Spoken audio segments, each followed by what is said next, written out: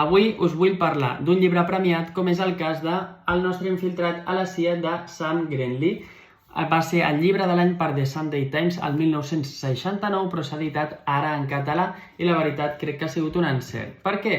Perquè tracta la temàtica del racisme als Estats Units i en concret és la història d'un home negre que és el Freeman. Fixeu-vos, Freeman, home lliure, ja té un símbol en el mateix nom, que decideix aprofitar d'una campanya que estan fent per blanquejar una miqueta la imatge i fer com que hi ha una apertura de ment i que no hi ha tant de racisme als Estats Units i deixen entrar algun negre a la CIA.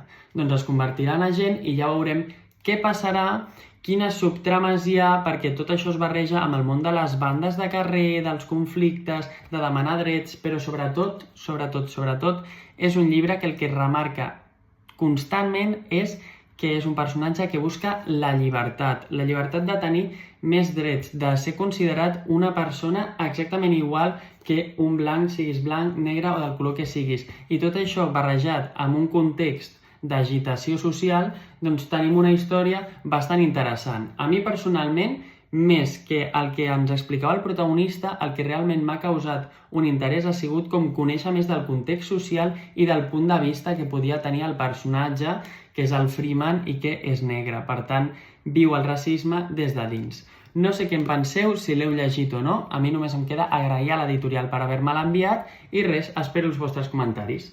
Adeu!